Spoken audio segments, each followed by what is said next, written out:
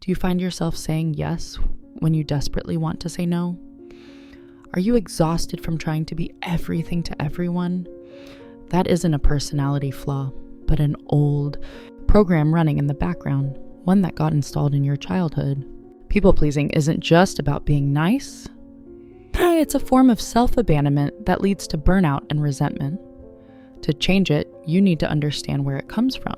Today, we're pulling back the curtain on 5 childhood patterns that create this response, so you can finally stop betraying yourself and start showing up for your own life. Awareness is the first step to taking your power back.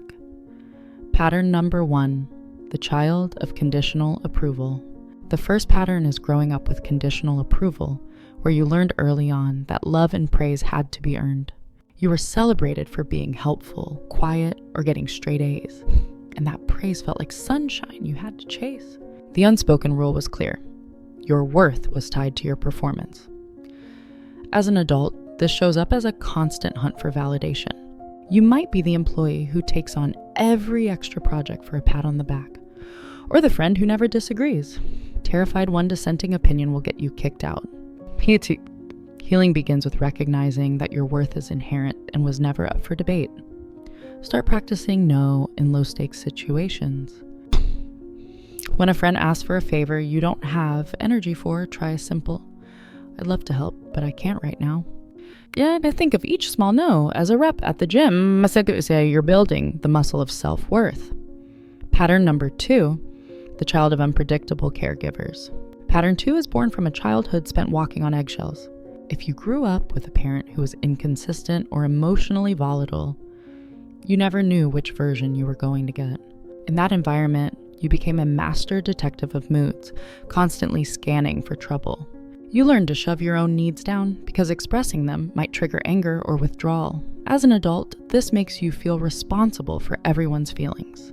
You jump in to fix other people's problems or feel intense anxiety if someone near you is upset.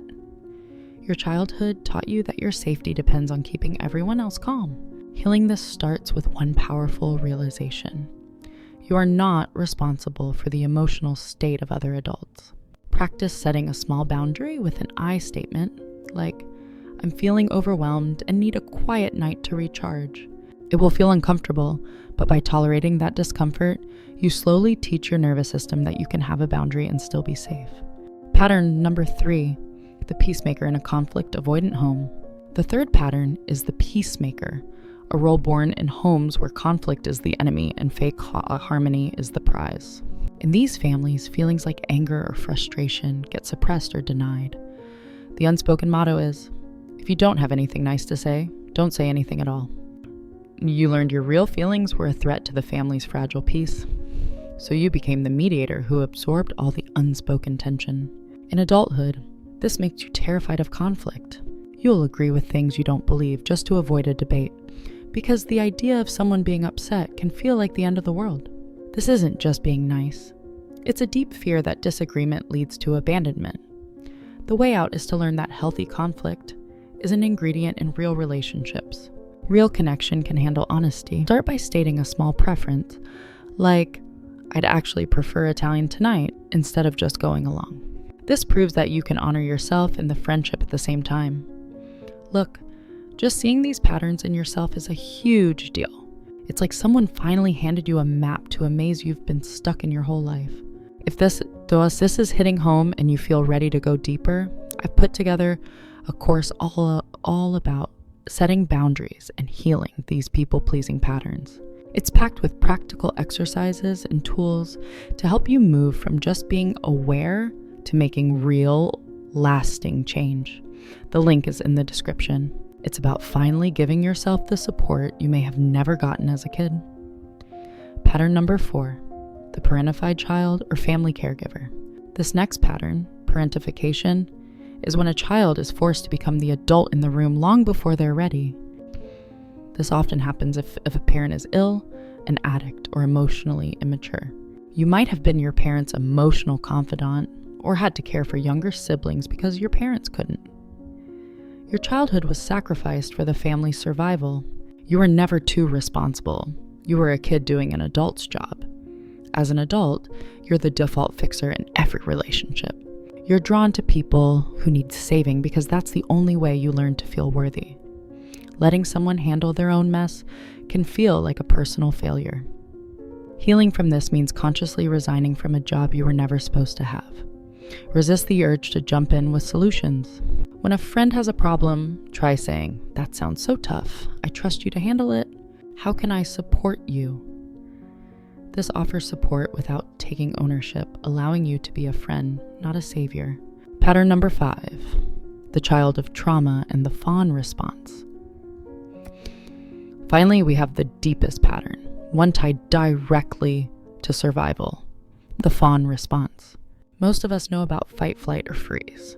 Fawning is the 4th trauma response, where you learn to appease a threat to avoid getting hurt, which is common in homes with abuse, neglect, or intense conflict. You learn that the safest way to exist was to anticipate the needs of a volatile person to pacify them. Expressing your own needs was dangerous. In adulthood, this trauma response can become your default setting. You might chronically put yourself last, feel terrified of anger, and have almost no connection to your own needs. This isn't a personality trait. It's a brilliant survival strategy your body adopted to protect you. Healing the fawn response starts with pausing when you feel that old urge to appease. Ask yourself, what would I tell a friend to do right now? You're essentially teaching your body that the war is over. This is often best supported by a trauma-informed therapist, but the goal is to internalize the message. It is safe to have needs. It is safe to take up space. Whether it was conditional approval, walking on eggshells, being the peacemaker, parentification, or a fawn response, these aren't just old stories. They are active programs that have been running your life. But here's the most hopeful part. These are learned behaviors, and anything that was learned can be unlearned. They were brilliant strategies that helped a younger version of you survive. You can thank that part of you for its service. It got you here. And now you can gently let it know that its job is done. It can rest. Breaking these patterns isn't about becoming selfish. It's about finally offering yourself the same compassion you so freely give to everyone else. I would love to hear from you. Drop the number of the pattern that hit you the hardest. 1, 2, 3, 4, or 5. And if you feel safe, one sentence about how it shows up for you. Sharing your story can help others feel less alone. And if you want to keep going, be sure to subscribe for more on how to build a life that is authentically yours.